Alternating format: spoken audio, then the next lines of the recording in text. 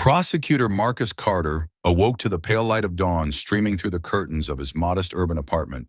Today, like every day, he had prepared himself for battles fought not on the streets but in the courtroom, a battle against injustice, prejudice, and the silent, insidious assumptions that marred society's ideals. Marcus, a man of color, bore the weight of both his professional responsibilities and the societal prejudices that he encountered daily. His morning routine was meticulous. As he sipped his coffee, he recalled yesterday's case, one that had tested his commitment to equal justice, while also dredging up memories of times when his identity had been mistaken for that of a subject rather than a guardian of the law.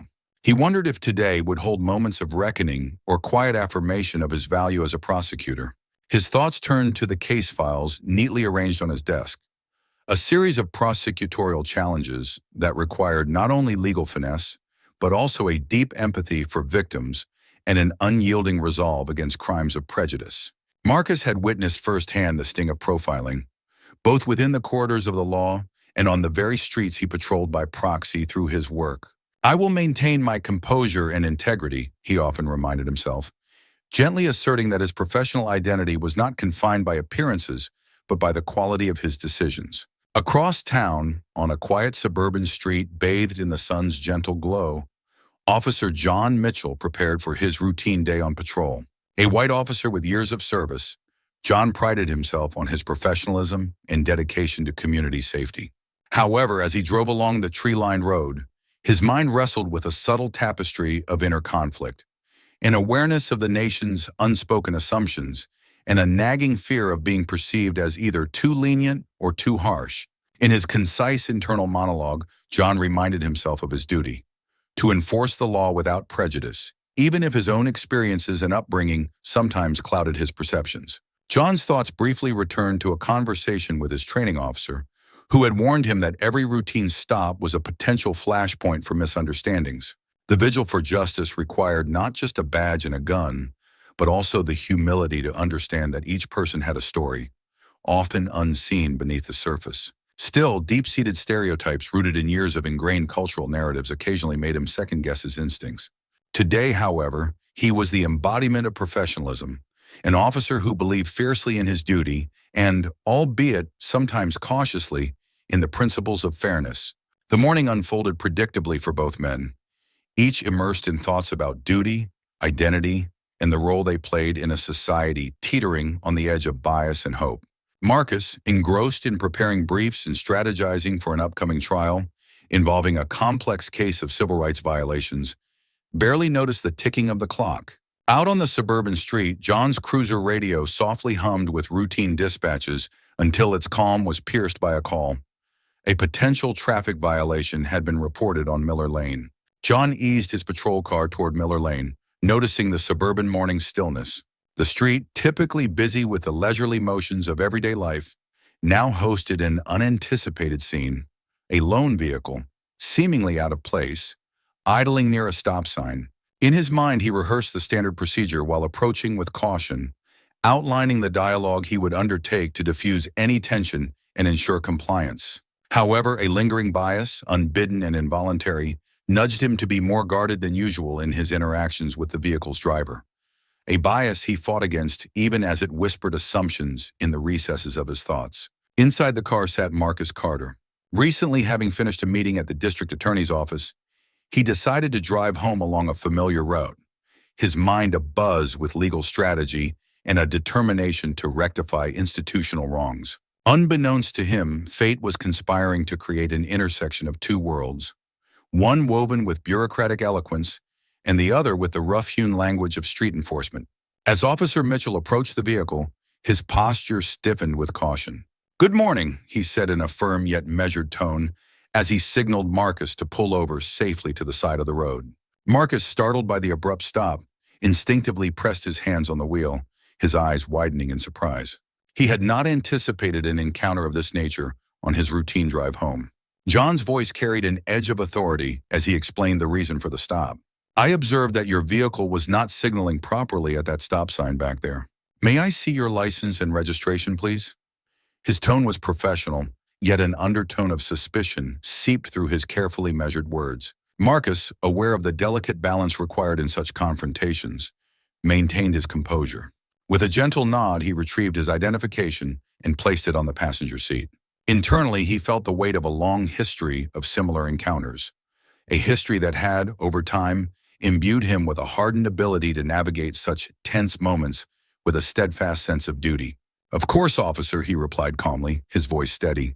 Though his heartbeat quickened in response to the sudden intensity of the situation, Marcus strove to ensure that his tone conveyed both respect and assurance. John studied the license intently, his eyes flitted over the information before him. In that brief moment, his mind raced through familiar images of interviews, case files, and the endless stream of interactions that sometimes blurred the lines between suspicion and unbiased enforcement. "Where are you headed this morning, sir?" he inquired as a way to establish greater context for the stop. Marcus gave a slight pause before answering. "I was on my way home after a morning meeting at the DA's office." The words hung in the air, laden with professional ambiguity, a fact that seemed to momentarily register with John, only to be buried beneath layers of instinctive misinterpretation. The officer's eyes narrowed, grappling with the possibility that a man dressed in a suit and carrying professional credentials could be involved in something more nefarious than a simple traffic infraction. Internally, John wrestled with his judgments. His training told him to trust the outward signifiers of a potential threat, and for him, a man of color behind the wheel, unexpectedly claiming ties to the DA's office, was a scenario that resonated with his subconscious biases. "DA's office," John repeated, his voice tilting between curiosity and suspicion as he leaned in closer. "That's quite an unusual route for someone with such an occupation. Can you clarify your destination?" Inside, Marcus's stomach knotted with a quiet anxiety. He was well aware of the prejudices that could erupt in moments like this. His mind raced through the countless departments, committees, and support systems that recognized his commitment to justice. Yet on this suburban lane in broad daylight, he felt like a victim of unfounded profiling. "I was on my way to review some case files at the courthouse," he explained, carefully choosing his words to maintain both respect and clarity. Despite the situation's escalating tension, Marcus clung to his professional training, ensuring that every syllable reflected his calm authority. For a long moment, the two men sat locked in a tableau of suspicion and quiet determination. Officer Mitchell assessed Marcus's responses, his gaze flickering between the man's eyes and the official documents in his hand. His inner monologue churned. Was it possible that his own history of expecting conflict was clouding his ability to see a dedicated professional who merely happened to be dressed for the courtroom? Yet the echoes of past encounters, the images of protests and heated exchanges, mulled within him like unwelcome shadows. "Sir, I need you to step out of the vehicle so I can conduct a brief field investigation," John stated abruptly. His voice, though measured, betrayed a hint of urgency. Marcus's heart pounded in his chest as he slowly unbuckled his seatbelt and reached for his briefcase resting on the passenger seat. Each movement was measured, every gesture imbued with the awareness that he was thrust into a situation that could easily be misinterpreted by anyone watching. As Marcus exited the car, the drama of the moment deepened. John maintained a safe distance, his posture rigid as he continued to scrutinize the scene. "Sir, I'm going to ask you a few questions." "Please remain cooperative," he said, his tone carrying the weight of duty and the caution of someone who had seen too much to trust instinct alone. From Marcus's perspective, the world seemed to slow. His internal monologue wrestled between the desire to assert his professional stature and the need to de-escalate what he perceived as an irrational confrontation.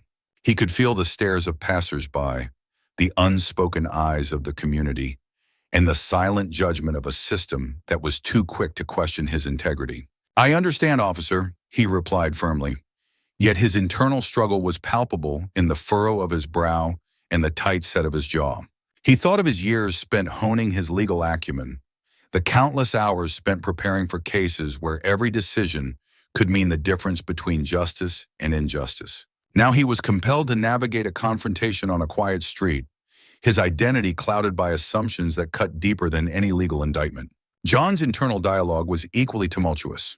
He reminded himself of the oath that bound him to impartiality and the expectation that every person had the presumption of innocence. Yet the historical and cultural narratives of his upbringing mingled with his present duty, creating a dissonance he struggled to reconcile. "Stay focused," he murmured under his breath, his eyes locked on the prosecutor's measured movements. This is a routine stop, not a confrontation.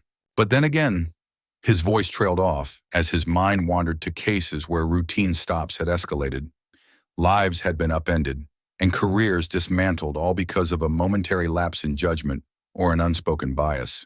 The calm surface of the suburban street belied the inner storm swirling within both men. Marcus, ever the professional, began to answer John's questions with clarity. "Officer, I have an appointment at the courthouse to review some documents regarding a case that just came in this morning. I expected a delay given the early traffic, but I assure you there is nothing untoward about my driving." His voice, though steady, bore an undercurrent of measured resolve born of many such encounters throughout his career as a prosecutor. Officer Mitchell nodded slowly, his eyes flickering with the hint of regret as he began to question his own judgments. "I apologize if my inquiry has caused you any distress, sir. I simply need to ensure everything is in order," he said, his tone softening though the formal cadence remained. In that moment, their professional demeanors meshed with an unspoken understanding, a recognition of the shared burdens of upholding the law in a world where stereotypes could pierce even the most carefully guarded facades. To an external observer, the scene might have appeared as a textbook example of protocol. However, beneath the surface lay layers of internal turmoil and deep-seated prejudices wrestling with professional obligations. Both Marcus and John were acutely aware of the myriad ways in which the day's events could shape perceptions, influence opinions, or even sow seeds of discord between communities and institutions. With each passing second, the confrontation on this quiet suburban street was evolving into something more than a routine stop. It was becoming a microcosm of the broader societal struggles against unfounded assumptions and the toxicity of unconscious bias. John's radio crackled softly as he received an update about a different incident in another part of town. For a brief moment, his attention was torn asunder between the distant call and the pressing interaction before him. In that fleeting interval, he found himself wondering if his own professional identity was secure amidst the ever-present scrutiny of his decisions. The line between ensuring public safety and inadvertently reinforcing prejudicial norms was one he navigated daily, and yet today, every move felt laden with double significance. Marcus, noticing the officer's flicker of unease, allowed a gentle smile to play on his lips. "Officer Mitchell," he said, using the formal address that signified respect for the position, "I appreciate your diligence. I know that part of your duty is to uphold the law rigorously. I, too, am here to ensure that justice is served, albeit in a different arena." His words hung in the air like a tentative olive branch, a bridge between worlds that were often seen as adversarial, but which in truth had more in common than differences. Perhaps under different circumstances, we could discuss the challenges we both face in our respective roles. The reality of our professions sometimes escapes the simplified narratives that the public clings to. John paused. The mention of challenges resonated deeply.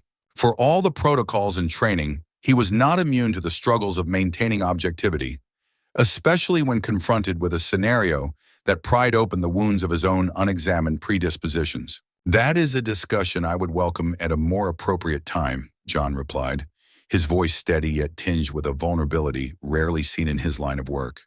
His words were careful, acknowledging the disparity between their roles while signaling a willingness to bridge that gap.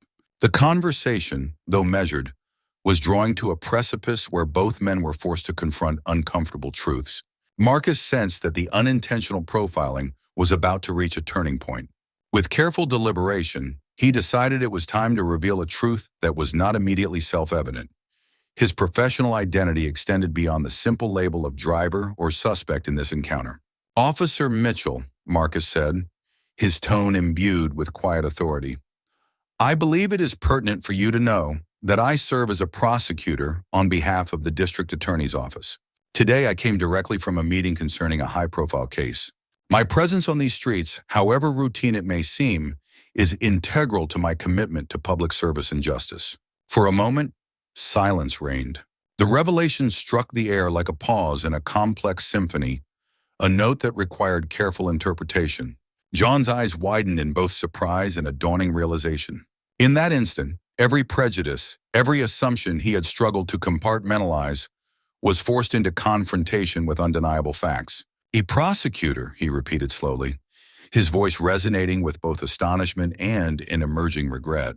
The professional barrier that had been so rigid moments before now softened as the realization sank in that he had been targeting not a criminal, but a fellow servant of justice. I apologize, sir. I did not intend to cause any additional stress on your part. I was following protocol, and I clearly let my assumptions interfere with the fairness that is expected of me. Marcus regarded the officer with a mixture of relief and quiet resolve. This was the moment when two worlds, the world of legal advocacy and the world of active enforcement, converged in an honest dialogue. I understand, Officer Mitchell, Marcus responded carefully. We all have our moments when our responsibilities intersect with our human imperfections. My intention was never to escalate the encounter, but rather to fulfill my duties, just as you are doing. I'm not immune to the pressures of our respective roles, nor am I exempt from the biases that plague us all. John's internal struggle was palpable as he shifted his stance slightly, his posture relaxing into one of contrition. I want you to know, he replied, his voice quiet, that I have always regarded every individual with respect, regardless of their background. Today, however, I allowed my personal biases to momentarily cloud my judgment, and for that I am deeply sorry. The sincerity of his words resonated with Marcus, bridging the gap that had long separated them. In that moment, they both recognized that the professional veneer that separated their titles was far less significant than the shared commitment to justice that pulsed at the core of their duties. The conversation gradually transitioned from the technicalities of the stop to an exploration of the broader implications of their encounter. Marcus elaborated on the cases he was working on, complex legal battles that required a nuanced understanding of societal dynamics and the persistent specter of prejudice. Our work, he said, is not merely to enforce the law, but to ensure that justice is truly accessible to everyone. That means recognizing when our own perceptions may be influenced by stereotypes and when we need to consciously counteract them. Officer Mitchell listened intently, reflecting on his years of service and the countless interactions that, when viewed in retrospect, unveiled the painful truth. Prejudice often manifests not through overt hostility, but subtly woven into the fabric of everyday interactions. You are right, Mr. Carter, he admitted. I have witnessed too many instances where even minor assumptions have led to significant consequences for people's lives. Today, I was reminded that every day presents an opportunity to do better, to look beyond surface appearances and acknowledge the humanity in everyone we encounter. The clarity of that acknowledgement marked the turning point of the day. In shifting the focus from the incident to the broader dialogue on prejudice and professional responsibility, both Marcus and John found themselves on common ground. They discussed the challenges inherent in their roles, the pressure to adhere to strict protocol, the danger of allowing personal biases to unconsciously affect their judgment, and the constant battle to ensure that the ideals of equality and justice were upheld in every encounter. Their conversation had moved from the immediate concerns of a traffic stop to a reflective examination of the systemic issues that both undermined and enriched their work. As the minutes turned to an hour, the tension on Miller Lane slowly dissipated. The quiet suburban setting, once a stage for confrontation, now served as a backdrop for mutual understanding and professional respect. The sunlight, still bright and affirming, bore silent witness to a lesson in empathy and accountability that both men would carry forward in their careers. Officer Mitchell cleared his throat, breaking the reflective silence. Mr. Carter, I appreciate your patience and willingness to discuss these issues. As an officer, I recognize that it is my duty to protect and serve, but also to ensure that my own actions are free from prejudice. I assure you that I will take this experience as a personal lesson in reinforcing the values that the badge represents. Marcus nodded, his expression softening. I, too, take today as a reminder that we all have areas in which to grow. It was never my intention to escalate this situation. I understand the challenges of your position and the difficulties that come with making split-second decisions under uncertain circumstances. The conversation continued with earnest dialogue about the trials and tribulations inherent in their respective fields. They spoke of long nights spent poring over legal documents, of tense moments when every decision carried weight beyond measure, and of small victories that affirmed their commitment to a system that was far from perfect, but held the promise of betterment. Their exchange transcended the confines of a routine traffic stop, evolving into a profound exploration of the interplay between duty and humanity. John admitted, "I have always believed that my role was to enforce the rules without question. However, today I have confronted a reality that challenges that belief. The complexity of human experience and the subtlety of bias demand that we remain vigilant, not just in our actions, but in our introspection. I realize now that every time I allow even a hint of assumption to guide my actions, I risk undermining the very trust I am sworn to uphold." Marcus's eyes gleamed with a mix of empathy and determination.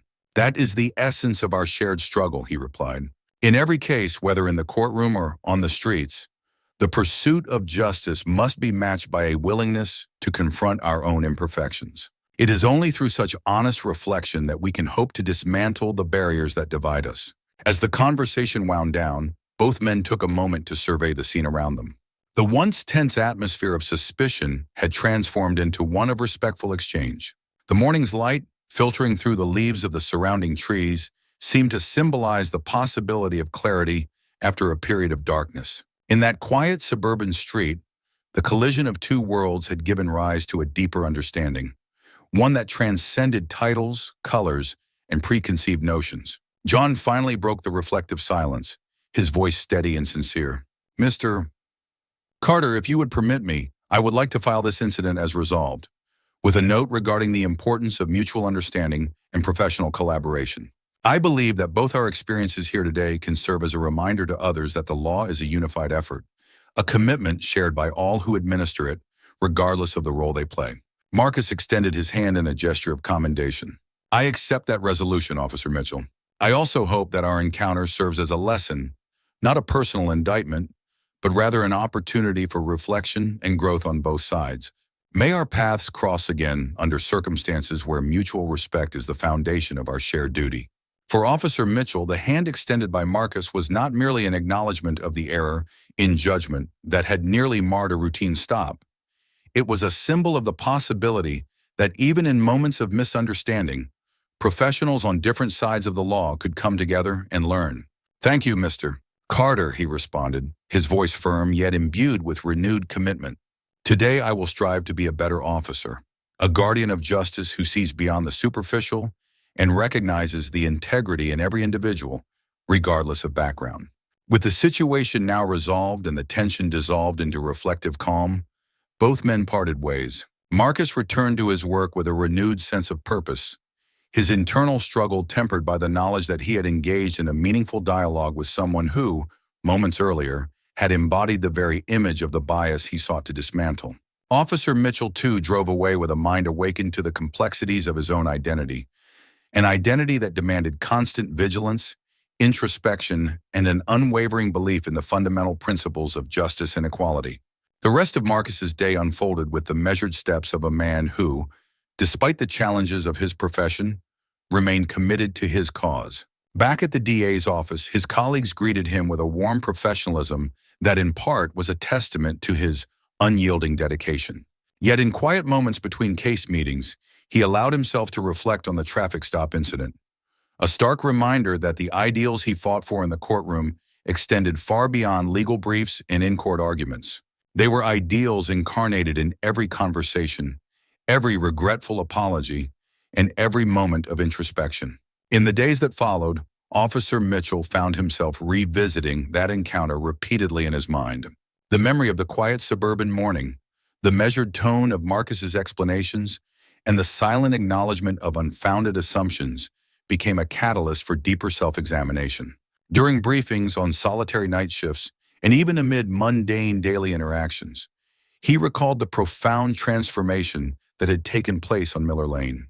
He sought guidance from his superiors, attended sensitivity training sessions, and engaged in discussions with fellow officers about the pervasive nature of implicit bias. His determination to change stemmed from a sincere belief that every member of the law enforcement community bore a duty to evolve, understanding that justice was not merely about enforcing rules, but rather a commitment to recognizing each individual's humanity. Meanwhile, within the corridors of the prosecutor's office, Marcus Carter continued his work with a mixture of quiet pride and resolute determination. The brief encounter on Miller Lane had inspired him to initiate discussions on bias and justice reform, reinforcing the necessity of genuine understanding as they shaped their legal strategies. It was early morning when Alexander Brooks awoke in his modest apartment in the city. As an accomplished prosecutor, Alexander was no stranger to long days. Days filled with complex cases, rigorous debate, and the burden of upholding truth and justice. Yet this particular morning held an unspoken promise of an event that would shake his convictions about the subtle biases that persist beneath the veneer of professionalism. Alexander's day began as usual. A careful review of case files, a quick breakfast that he barely tasted, and the ghostly hum of early traffic as he stepped out onto the city streets in his crisp suit. His mind was preoccupied with an upcoming trial where he would face formidable opposition, but he maintained an inner calm and resolved determination. In his view, every challenge was an opportunity to educate, to shine a light on the truth, and to stand steadfast in his principles. As he navigated the bustling streets, a crisp autumn breeze tugged at his collar, carrying with it the scent of fallen leaves and freshly brewed coffee from nearby cafes. Each step brought him closer to the courthouse where the outcome of weeks of preparation would unfold. Alexander took a moment to appreciate the vibrant city around him, a stark contrast to the weight of the legal battle he was about to engage in. The chatter of pedestrians, the honking of taxis, and the distant twirling of street performers created a rhythm that pulsed through him like a heartbeat, steadying his resolve. Upon reaching the courthouse, he took a deep breath and entered the grand building, its marble columns towering like sentinels of justice. Inside, the cool air carried a sense of solemnity and anticipation. Flashes of nervous energy darted around the waiting area as lawyers and their clients exchanged hushed words. Alexander spotted his opponent across the hall, a sharp-dressed figure with an imposing demeanor. He felt a surge of adrenaline. This was not just a contest of facts, but a clash of ideologies. He reminded himself that beyond the legal argument lay the real story. The people who depended on this trial to restore some semblance of hope. As the court session began, Alexander stood at the plaintiff's table, his heart steady and his focus razor-sharp. He presented his case with clarity and passion, weaving together facts and principles that illustrated the injustices at hand. His voice resonated through the room, capturing the attention of the judge and jury alike. He sensed the emotional weight of the evidence, how the words he spoke could resonate in the minds of those who would decide the outcome of his client's life. But as the trial unfolded, no plan is without its challenges. The opposing counsel brought forth a series of objections that seemed designed to muddy the waters, to distract from the truth. Each time Alexander faced one, he stood firm, articulating his arguments with poise and an unwavering belief in the integrity of his cause. He recalled the late-night discussions he had with colleagues, all emphasizing the importance of clarity and sincerity in the face of adversity.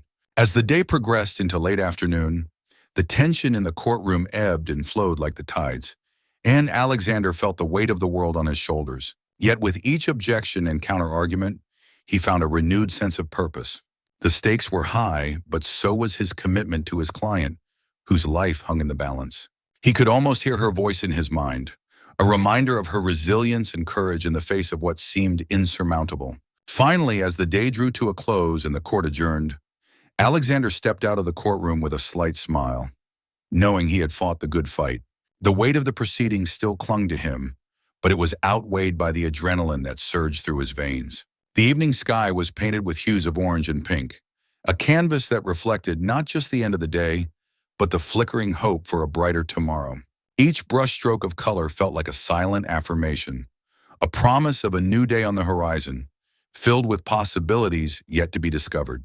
Although the battle was far from over, he knew he had taken a significant step closer to achieving justice, one that could ripple through the lives of those touched by the case. With his head held high, he made his way through the bustling city streets once more, invigorated by the belief that his efforts could make a difference. As he walked past the familiar sights, the corner cafe where he'd spent countless hours strategizing, the park bench where he found clarity in moments of doubt, he was filled with a renewed sense of purpose. He believed that truth, in all its forms, would ultimately prevail, and that today, just today, he had added a new chapter to the unfolding story of justice. Meanwhile, miles away in a quiet suburban neighborhood, Officer Jonathan Reed was preparing for his routine shift. A white officer with many years of experience, Jonathan prided himself on professionalism and a commitment to duty. Yet deep within, he carried the subtle remnants of years of ingrained assumptions, built from societal narratives he had never fully questioned. Though he was trained to be objective, a part of his mind sometimes colored his perceptions by outdated stereotypes. Jonathan's day had begun with a strong coffee, a routine briefing at the precinct, and a silent internal dialogue reminding him that every call, even a seemingly mundane traffic stop, was a test of his vigilance and judgment. As he patrolled the quiet suburban streets in the daylight, an uneasy anticipation fluttered inside him, a sense that perhaps today, just like any other day, the unexpected might occur. Alexander navigated the morning with an effectiveness that came naturally to him. In his sleek black sedan, he listened to a news report on current events and the rising political tensions throughout the state. His thoughts orbited not only his legal obligations, but also the broader context of racial dynamics that continued to ripple through society. Despite his achievements and his work in ensuring justice, Alexander was ever aware of the subtle prejudice that could sometimes creep into even the most professional interactions. During a brief moment at a red light, Alexander replayed the written exchanges from a previous case in his mind.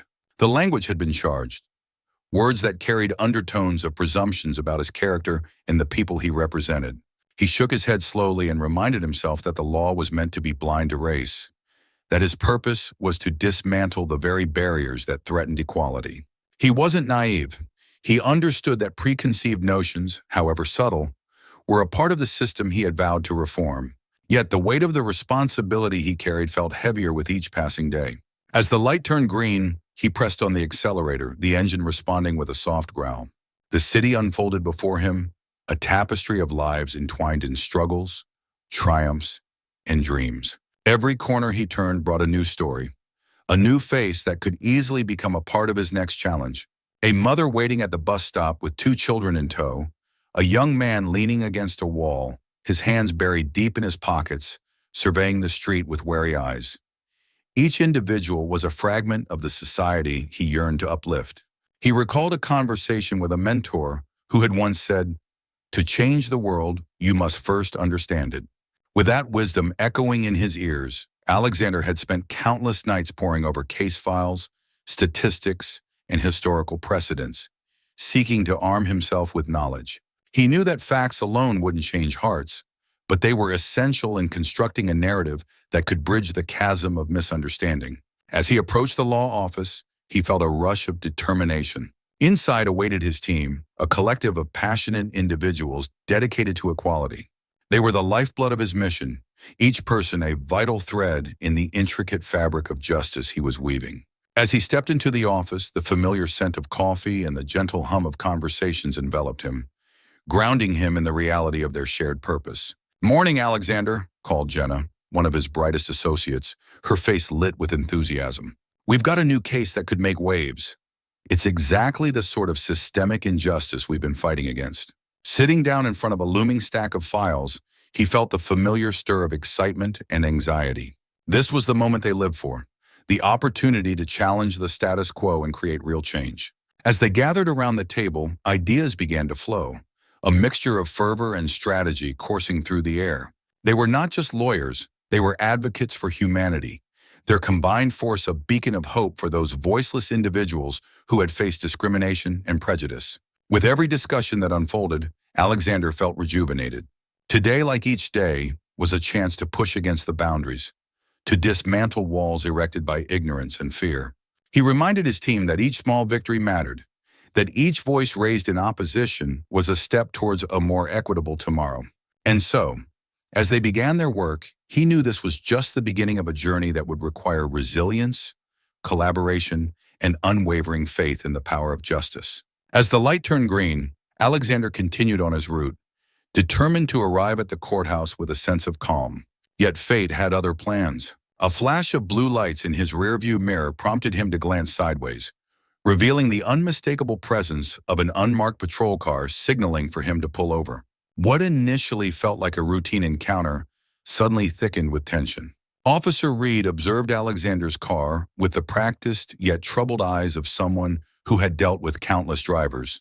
When the radio crackled with a mention of a minor infraction, a broken tail light reported in the area, Jonathan instinctively resolved to investigate.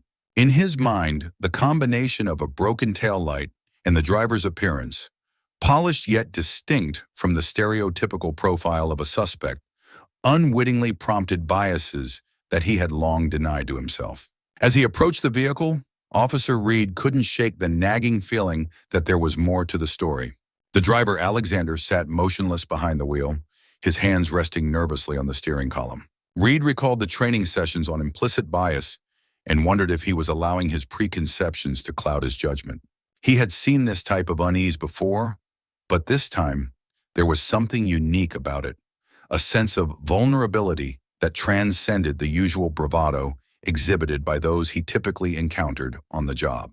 "Good evening, sir," Reed said, his voice steady despite the turmoil of thoughts racing through his mind. "I stopped you because your taillight is out. Do you know about that?" "No, officer, I didn't realize. I just got this car a few weeks ago, and I haven't had a chance to check everything yet," Alexander explained, his voice smooth but shaky, laced with an undertone that hinted at anxiety. Reed found himself studying the young man's face, searching for signs of deceit, but only seeing nervous fidgeting, which did not align with his initial assumptions about the situation.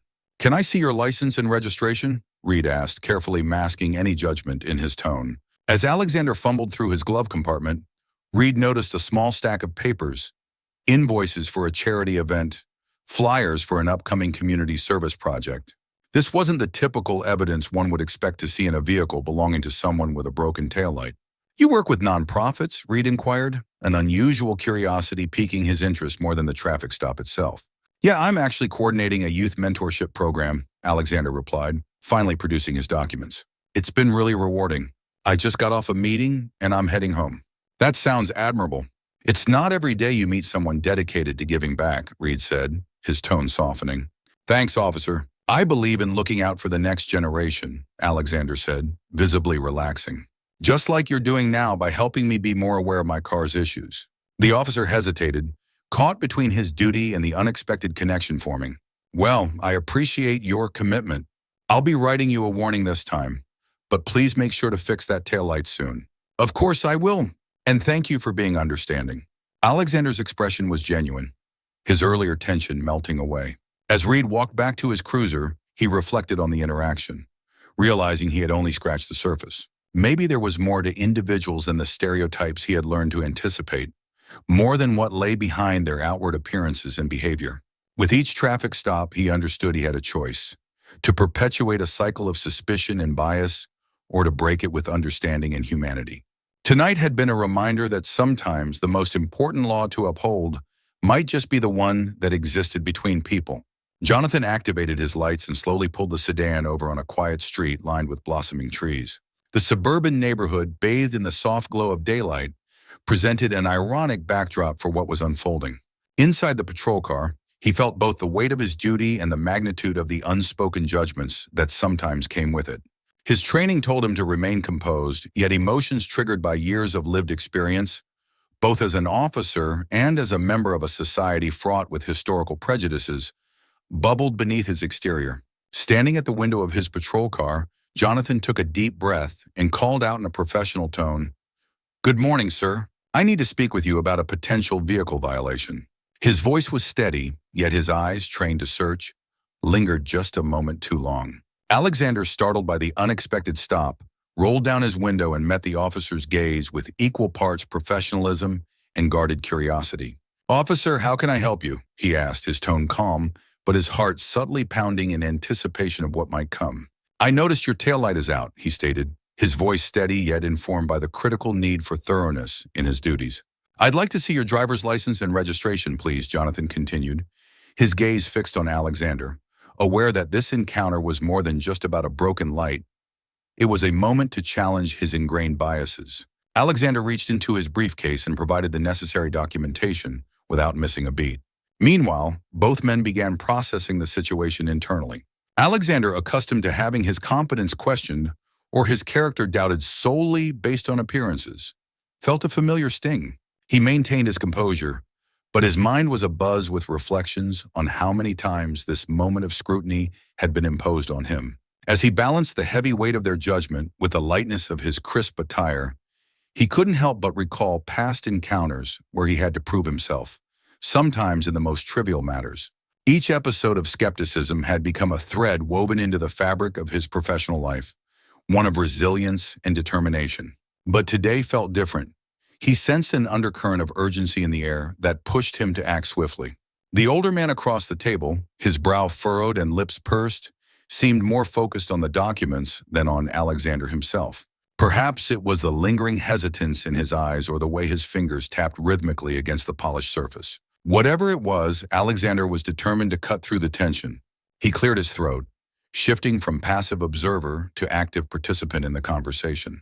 "If I may direct your attention to the projections on page 4, he said, gesturing with a steady hand.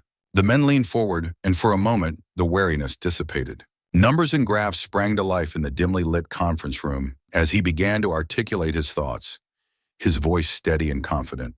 He could see their postures shift, bodies leaning in as they grasped the relevance of his insights. With each passing moment, he poured his passion into the presentation, as if painting a vivid mural of possibilities. He spoke of growth strategies, market trends, and potential collaborations, his ambition illuminating the otherwise drab environment. As he reached the final point, he noticed an unexpected crack in their facade. The weight of skepticism was giving way to intrigue. "I believe we could redefine our approach together," he concluded, his gaze steady as he met their eyes. The silence that followed was laden with the gravity of potential change. The younger partner shifted his weight, glancing at his colleague with a newfound spark of interest. For a brief moment, Alexander thought he saw a flicker of respect dawning in their expressions, a rare but momentous shift. But just as hope began to take root, the older man interrupted with a cutting remark, puncturing the budding optimism like a balloon. "Your enthusiasm is commendable, Alexander, but enthusiasm alone doesn't seal a deal." His tone dripped with skepticism, as if to remind Alexander of the barriers his appearance still erected between them. Yet Alexander refused to relent. He realized this was not just about proving his worth, but about challenging the very perceptions that had long confined him. If he could influence their opinions, perhaps he could set a precedent, a pathway for others like him. With a deep breath, he leaned in closer, ready to transform their shared tension into a collaborative vision, igniting a spark of potential in the room once more. For Jonathan, every moment in this interaction was calculated, yet internally he wrestled with an unspoken discomfort. The situation felt ordinary in structure, a mundane traffic stop. Yet there was an undercurrent of something more complicated that he could neither fully articulate nor ignore. After a few minutes of quiet verification inside the patrol car, Jonathan returned to Alexander's window, his face hardening as he prepared for further questioning. "Sir, do you know why I pulled you over?" he inquired, his voice edged with a hint of irritation that he was quick to dismiss as mere caution. Alexander, carefully maintaining his calm, replied, "I assume it's because of the broken taillight. I'm aware it's not in proper working condition, and I apologize for that oversight." His voice was even, rehearsed from years of courtroom testimony, yet within him raged an internal monologue questioning whether this small infraction was being used as an excuse for something more. As he spoke, Alexander noticed the officer's gaze shift momentarily to the rearview mirror, where the shattered glass caught the light, fracturing it into a spectrum of colors. This could easily have been dismissed as a simple traffic stop, yet there was an underlying tension in the air, palpable and heavy. The officer, a burly man with a stark uniform that seemed to reinforce his authority, leaned in slightly, his expression unreadable. "I need to see your license and registration," the officer stated, his tone now taking on a subtle edge that hinted at impatience. Alexander reached into the glove compartment, his hands deliberately steady, fighting against the unease curling in his stomach. What he found was more than just the usual paperwork. Tucked beneath the registration was a crumpled receipt for a repair he had intended to make days ago, but had thoroughly forgotten amidst a flood of work commitments. Handing over the documents, he silently weighed the potential consequences of revealing his pressing schedule to the officer. Would it come off as an excuse or a genuine explanation for his neglect? The officer's eyes scanned the details on the paper, and for a fleeting moment, Alexander saw a flicker of understanding wash over the man's face before it was replaced by the stoic gaze of a civil servant. "You've been stopped once before for similar issues," the officer remarked, a note of disapproval creeping into his voice. The words hung in the air like the humid haze of the day, and Alexander felt their weight press down on him. This was not just about a broken taillight anymore. It reflected a negligence he hadn't fully come to terms with.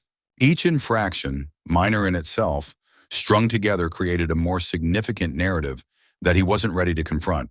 "I understand, officer," Alexander replied slowly, his voice steadying into a more sincere tone. "It won't happen again. I assure you I am looking into getting everything repaired." As he spoke, he pondered whether his words had any real weight to the officer who probably had heard a million similar pledges before. The interaction felt personal yet removed, a simple dance of authority and submission on a sun-scorched roadway.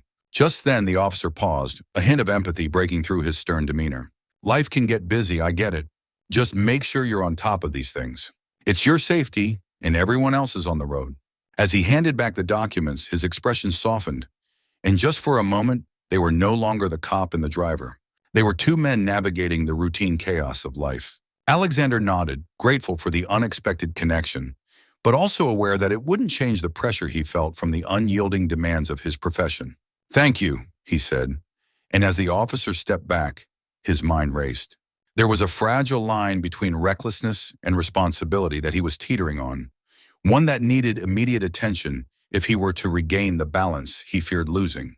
As he drove away, he couldn't shake off the feeling that this stop was merely the precursor to greater challenges ahead, both on the road and within himself. Jonathan's eyes shifted rapidly as he weighed his next words.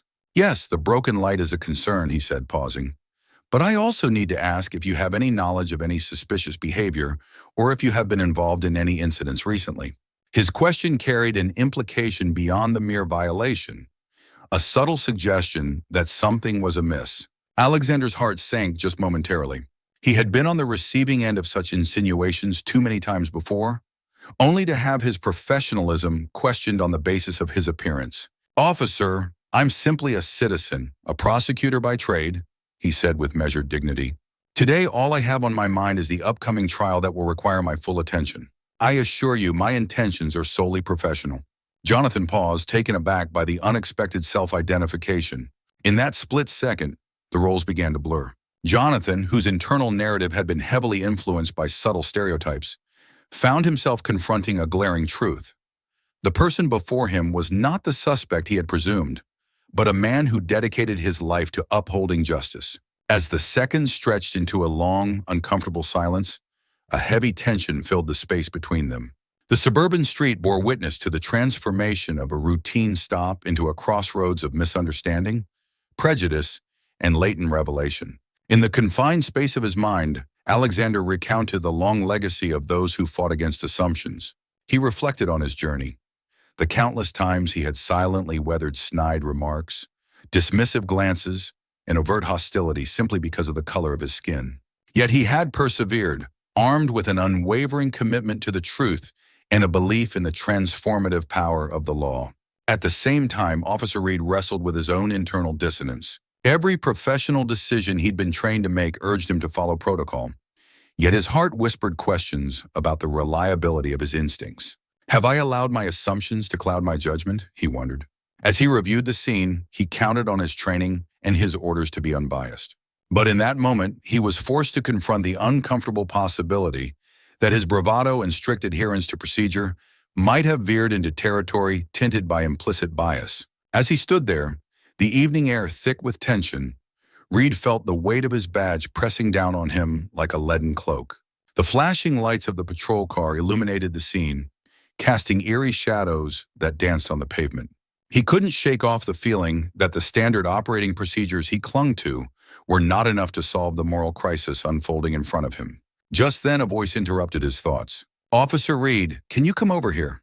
It was his partner, Officer Stevens, her tone laced with urgency. She stood by a group of witnesses who were whispering amongst themselves with expressions of fear and confusion. Reed approached, aware of the unease building beneath his professional facade. "What do we have?" he asked, keeping his tone even. Stevens glanced at him, her eyes reflecting concern. "They're saying something different than what we were told. It's like they saw a completely different incident." Reed's heart raced as the implications of her words sank in. "Different? How so?" He leaned closer, anxious to gather more context. The witnesses described a sequence of events that contradicted the narrative he had been reinforcing in his mind. The details pointed to a lack of transparency, of a perspective that had been overlooked amid the chaos of the situation. If we don't dig deeper, we might be making a grave mistake, Stevens warned. Reed nodded slowly, feeling the tug-of-war intensify within him. He had always believed in the justice system but was beginning to see the cracks in its foundation. Cracks that could very well shatter the livelihoods of innocent people. Determined not to let his bias dictate the course of action, Reed took a deep breath. "Let's talk to them," he said decisively. "We need to hear their side before we jump to conclusions." His resolve solidified, he approached the witnesses with a newfound openness, ready to set aside his preconceptions and fully engage with their narratives. As he listened, something shifted within him. The voices of the witnesses painted a vivid picture of pain and misunderstanding, beckoning him to reconsider what justice truly meant. Each account stirred in him the realization that the law was not merely about procedure. It was about humanity, compassion, and the responsibility to acknowledge multiple truths. For the first time, he felt like he was truly wearing the badge, not just as a symbol of authority, but as a promise to serve and protect. That night, as frustrations and revelations melded together, Officer Reed embraced an uncomfortable yet essential change. The path ahead was fraught with uncertainty, but he knew that in order to uphold his duty, he needed to evolve beyond the confines of traditional policing. It was time to foster understanding rather than reliance on rigid frameworks, and he was ready to redefine what it meant to be an officer. The journey had begun, and it would reshape not only his career, but his very understanding of justice. The exchange resumed when Jonathan said, "I just want you to understand that I need to be thorough, sir. I'd appreciate your full cooperation." Alexander nodded, his eyes conveying both understanding and concealed hurt. "Officer, I am cooperating fully. My record, my commitment, everything I stand for is aligned with the truth of our justice system. I only ask that you approach this matter with the same level of fairness I extend to everyone." Jonathan's internal struggle crescendoed as he realized that he was inadvertently carrying forward a legacy of distrust and misplaced suspicion. His brow furrowed, and for a brief interval, vulnerability etched its line into his otherwise controlled expression.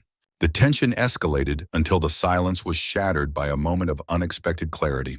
Jonathan, realizing that his actions might have been marred by deeper structural biases, took a step back.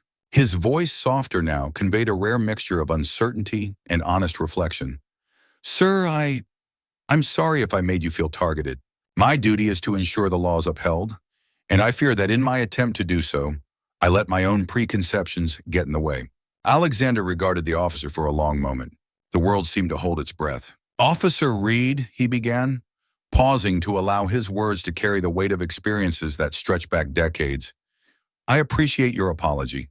It speaks to a commitment on both our parts, a commitment to serve truth above all else. However," he continued, casting a glance towards the horizon, where the sun dipped below the buildings, painting the sky with shades of orange and purple, "we must also acknowledge the challenges that lie ahead. There are forces at work that seek to undermine our efforts, to drive a wedge between the people we aim to protect." Officer Reed nodded, his brow furrowed in thought, realizing the gravity of Alexander's words. "I understand, sir. The climate in our community has shifted. Trust is fragile, and each misstep could lead to a breakdown we cannot afford." "Exactly," Alexander replied, his tone resolute as he gestured to the gathering crowd that began to form outside. "You see those faces? They deserve transparency and integrity. We cannot lose sight of what brought us to this point, the pursuit of justice and the promise of safety for all." As they spoke, murmurs from the crowd grew louder, and the anxious energy was palpable. Families with children clutched each other, college students recorded the moment on their phones, and older citizens whispered amongst themselves, their expressions ranging from curiosity to skepticism. "It's a delicate balance," Reed said, inclining his head slightly. "I can relay your message, Alexander, but I worry. Words are just words without action. We need to show them we are listening." "Then let's take the first step together," Alexander suggested firmly, "a public forum, where we can address their concerns head-on. We must invite them in, not just to listen, but to engage in an open dialogue." Officer Reed's eyes brightened at the idea. "That could change everything," he murmured, tapping his fingers against his chin as he envisioned the kind of connection they could foster. "If we can create a space where they feel their voices matter, perhaps we can rebuild that trust. We will work side by side, not as adversaries, but as allies dedicated to restoring faith in our institutions," Alexander affirmed. a sense of determination swelling in his chest. He had seen too much division in his time. Now was the moment to cultivate unity, to wield words as tools of change. Taking a deep breath, he stepped toward the crowd, Officer Reed beside him. They both knew the journey ahead would not be easy, but as they exchanged resolute glances, it became clear that together, they were poised to make a stand, ready to face whatever challenges waited in the shadows. Jonathan's eyes widened in astonishment as the weight of the revelation settled over him like a shroud. The man who had been in his car moments before, seemingly just a stranger lost in the tumult of the city, was not just any individual, he was a prosecutor. You're a prosecutor? He asked, his voice barely above a whisper, tinged with disbelief. The realization washed over him, exposing layers of his own biases and assumptions that he had unconsciously harbored. Here stood a figure who, in the midst of their own struggles, dedicated their life to ensuring that justice was not merely a privilege for the few, but a hard-fought right for everyone. It was a stark contrast to the stereotypical image he had conjured in his mind, and as recognition dawned, he felt a shift within himself. This was not just a man of the law. This was someone who had chosen to wield that law as a shield for the marginalized and oppressed, someone who fought against a system that often favored the powerful over the powerless. Yes, Alexander replied firmly, though his tone still betrayed the quiet undercurrent of hurt. I work to ensure that justice is not a privilege of any one class or race, but a right afforded to every individual. Today I was simply on my way to court, preparing for a case that strikes at the very heart of systemic prejudice. In that pivotal moment, the roles of enforcer and advocate were redefined. Jonathan felt his entire framework of duty wobble on a precipice. Here stood a man whose life was dedicated to the judicious enforcement of law, but also the dismantling of biases that had long festered in the corridors of power. In the quiet aftermath of the revelation, both men retreated briefly into their internal worlds. Alexander's thoughts swirled with memories of courtroom battles, moments of solidarity with colleagues, and the silent sorrows of having been underestimated time and again. He resented the inherent injustice of being judged before his merits were known. Yet even as the sting of racial profiling cut through him, his commitment to professionalism and calm prevailed. Across the divide, Officer Reed's reflections were raw and unfiltered. He thought of his youth and the environment that had shaped his view, a patchwork of stereotypes and cautionary tales that had, for so long, clouded his ability to see individuals in their full humanity. In that sudden moment of recognition, his very identity as an officer was intertwined with a personal reckoning. How many times had he, knowingly or unknowingly, contributed to the perpetuation of a system that labeled without understanding? I know that being a man of authority does not give me license to judge without evidence, Jonathan murmured softly, his voice barely audible even to himself. He felt the weight of his words, each syllable tinged with a mixture of remorse and determination. I've been trained, and yet I allowed the clamor of unconscious bias to misdirect me, leading me to draw unwarranted conclusions based on appearances rather than facts. His thoughts spiraled as he reflected on the countless times he had witnessed others, including himself, slip into the trap of assuming their preconceived narratives, unearthing the uncomfortable truth that even the most well-intentioned individuals could fall prey to prejudice. He understood now that true leadership required more than just adhering to protocols. It demanded an unwavering commitment to introspection and empathy. Failure to examine his own biases could perpetuate a cycle of misunderstanding and hurt. And in this pivotal moment, he resolved to do better, not just for himself, but for those who wore their humanity like a badge, often obscured by the harsh judgments of the world around them. The law is blind to skin and background only when we commit to it wholeheartedly. Today's encounter, as unfortunate as it began, can serve as a reminder for both of us that there is no room for assumptions in a system that strives, even if imperfectly, for truth. After the verbal exchange, the conversation turned to practical necessities.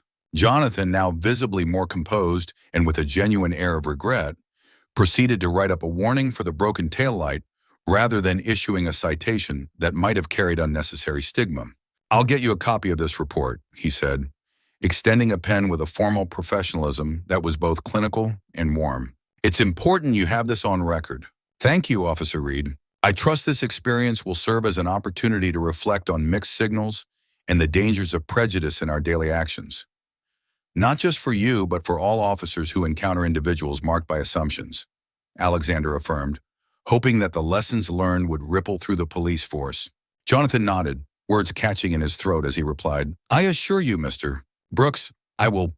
Today has been an eye-opener, a reminder that every day we have the chance to better ourselves and the system we represent."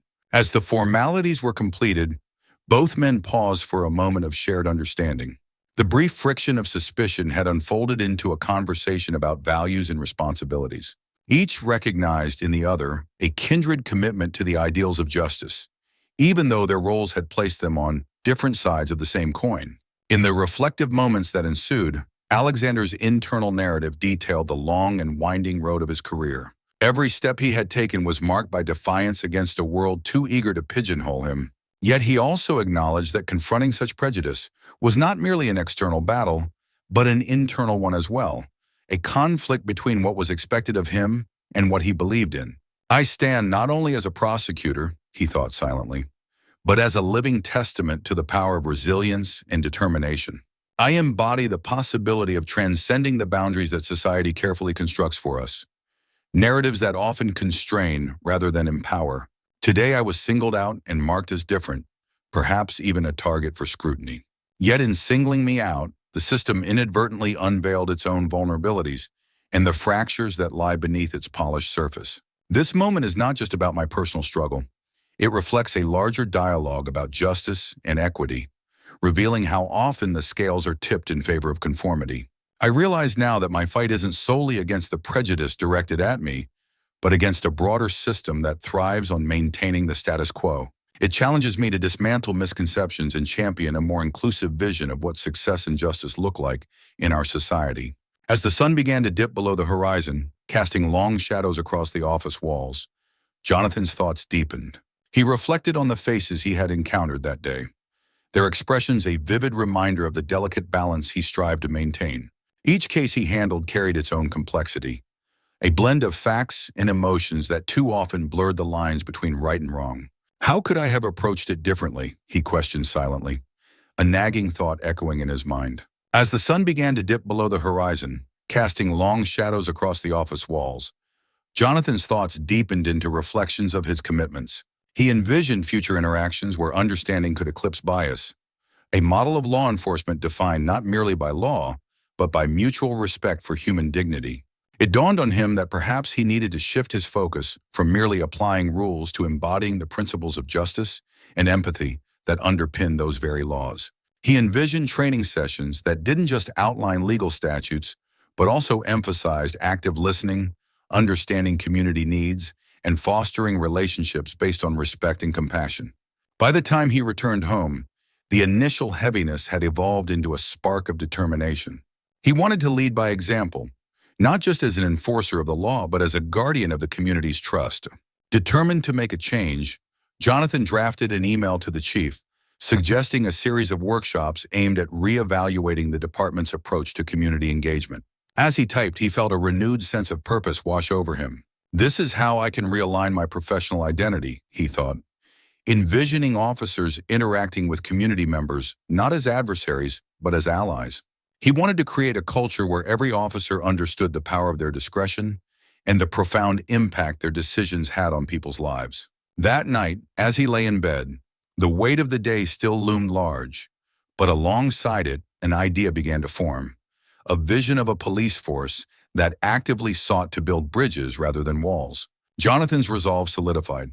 He would not let a single misstep dictate his path forward. Instead, he would embrace these challenges as opportunities for growth, pioneering initiatives that might inspire others to rethink their approach to justice. In the weeks that followed, Jonathan became a catalyst for change within his department. He organized town hall meetings, inviting community members to voice their concerns and share their experiences. To his surprise, the response was overwhelmingly positive. Families, local businesses, and even youth groups came forward, eager to participate in discussions that had felt foreign in the past. The meetings transformed into collaborative platforms, fostering dialogues that illuminated the complexities of law enforcement. With each meeting, Jonathan felt the walls of mistrust slowly beginning to crumble. Officers and citizens stood shoulder to shoulder, sharing stories that transcended the conventional narratives of policing. It was then that Jonathan realized that true law enforcement involved listening just as much as it did enforcing. For the first time in a long while, he felt like he was exactly where he needed to be, no longer frozen in a moment of reckoning, but actively shaping a future filled with potential. For both men, the events of this seemingly ordinary morning had morphed into an unexpected confrontation with their deepest selves, forcing them to question the prejudices that lurked beneath the surface of their daily lives and work. As the conversation wound down, the quiet suburban street gradually resumed its tranquil rhythm. The onlookers, a few residents casually watching from their doorways, remained unaware of the transformative dialogue that had transpired on their street. For Alexander, his role as a prosecutor was a calling that went beyond mere legal technicalities. It was a mission to uphold humanity and fairness amidst a world that often succumbed to division. Jonathan's thoughts were equally profound as he returned to his patrol car later that day. Maybe in time, he mused, we can bridge the gap between authority and accountability. True professionalism requires that we remain ever vigilant, not only against crime, but also against the biases that threaten to undermine the integrity of our work. Over the ensuing weeks, the encounter lingered in both men's minds, prompting Alexander to recount the story during internal department meetings, not as a grievance, but as a case study illustrating how everyday moments could evolve into opportunities for growth and reform. Concurrently, Jonathan initiated discussions among his fellow officers, seeking to illuminate the pervasive nature of implicit bias and exploring ways to ensure every individual was treated with the respect and dignity warranted by their place within society. His candid admission struck a chord among many of his peers, leading to a ripple effect throughout the department, prompting others to recognize their biases and welcome reform. Now, officers were more than just enforcers. They were stewards of community trust charged with the responsibility of bridging divides. His candid admission struck a chord among many of his peers. Gradually, the department initiated efforts to review policies and modify training programs to emphasize the importance of contextual judgment over snap decisions. Senior officers and new recruits alike embraced the notion that every traffic stop, every minor interaction, held the potential to shape public trust in the broader narrative of community policing. His candid admission struck a chord among many of his peers, leading to a ripple effect throughout the department. The realization that their day-to-day interactions could have profound implications on community relations prompted a collective introspection. Gradually, the department initiated comprehensive efforts to review existing policies and modify training programs. These new initiatives emphasized the importance of contextual judgment over snap decisions, urging officers to view each encounter through a lens of empathy and critical thinking. Senior officers led by example, sharing their own experiences and lessons learned, while new recruits embraced the notion that every traffic stop, every minor interaction, held the potential to shape public trust and influence the broader narrative of community policing. Workshops and seminars were organized, featuring community leaders and social activists who highlighted the significance of building bridges rather than barriers. This newfound perspective fostered a culture of accountability and compassion, encouraging officers to not only enforce laws, but to understand their role as guardians of the community's well-being. Alexander, on his part, continued his work as a prosecutor with renewed vigor. Drawing on the memory of that day, he spearheaded initiatives aimed at reducing biases in courtrooms and promoting fair legal practices. He collaborated on panel discussions, engaging both legal professionals and community members to advocate for reforms that would help break down the stereotypes that too often skewed the scales of justice. Many months later, fate orchestrated another meeting between Alexander and Jonathan, two individuals whose lives had intersected in unexpected ways. This time, the setting was far removed from the quiet suburban street where their initial encounter had taken place. They found themselves amidst a lively legal seminar dedicated to the pressing topic of criminal justice reform. As the room buzzed with the anticipation of change and the potential for dialogue, the atmosphere was thick with hope and determination. Seated near one another during a panel discussion, Alexander couldn't help but notice Jonathan's attentiveness as the speaker passionately outlined the necessary reforms to challenge systemic biases. The weight of their past encounter hung in the air like an unspoken promise, and this time, the exchange was marked by a mutual nod of recognition, a silent acknowledgement of their shared journey towards understanding and redemption. The moment carried the gravity of their respective experiences. It was a testament to growth, transformation, and the realization of their roles in shaping a more equitable justice system. After the session concluded, Jonathan approached Alexander. "Mr. Brooks, I've thought about that day so many times. I cannot undo the bias that led me astray, but I promise to work harder so that my future actions uphold the dignity you represent." Alexander regarded Jonathan with a mixture of understanding and resolve. "The path to change often begins with acknowledging one's shortcomings," he replied, his voice steady yet compassionate. "What matters is not the mistakes we've made, but the commitment to learn from them." Jonathan nodded, feeling a weight lift from his shoulders. "I've realized that my actions can either reinforce the stereotypes we fight against or help dismantle them. I want to be part of the solution." "It's a noble ambition," Alexander said, a flicker of pride in his eyes as he emphasized the need for a commitment to continuous improvement. "But know that it requires consistent effort and active participation. It's not enough to simply voice your intent. You must actively seek opportunities to demonstrate that change in every interaction." As they walked through the bustling campus, Jonathan listened intently as Alexander shared stories of those who had inspired him in his own journey. A professor who had challenged him to confront his biases, and a community leader who had shown him the power of inclusivity. "You see, Jonathan," Alexander continued, "the fight for equity is ongoing. It's vital to engage with diverse perspectives and to embrace discomfort as a learning experience." Jonathan felt a spark of determination ignite within him. "I want to start by volunteering. I've seen a program that works with young people from underrepresented backgrounds. I think it could be a great way to contribute." "That's an excellent idea," Alexander encouraged, his eyes lighting up. "Connecting with others is one of the most effective ways to challenge biases. Remember, it's about building relationships and fostering understanding." As they reached the edge of the campus, Jonathan felt a sense of purpose fill the air around him. "Thank you for your guidance, Mr. Brooks. Tomorrow much, I know I have a long way to go, but I'm ready to take the first step. And I'll be here to support you along the way," Alexander replied, extending his hand. "Let's keep the conversation going. Change happens not in isolation, but through community and collaboration." Jonathan grasped Alexander's hand firmly, a new resolve settling within him. "I won't let you down." As they parted ways, he carried with him not just a promise, but the seed of transformation, one that he hoped would grow into something meaningful, both for himself and for those around him. Alexander extended his hand with a calm smile. "Officer Reed, acknowledgement is the first step. It is my hope that our experiences, distinct though they may be, bring us closer to a system where every individual is judged by their actions rather than assumptions." Their handshake was more than a simple greeting. It was the symbolic merging of two worlds. In that brief contact, the lines drawn by prejudice and mistaken identity blurred, replaced by an understanding that transcended the ordinary divisions of race, profession, and social expectation. As time marched on, both Alexander and Jonathan found themselves in roles that allowed them to influence change. Alexander's courtroom arguments became noted not merely for their legal acuity, but for their earnest call for fairness and reform. His speeches echoed with the sentiment that the law must transcend the boundaries of race and prejudice. His influence grew, and alongside him, Jonathan's endeavors in community organizing blossomed.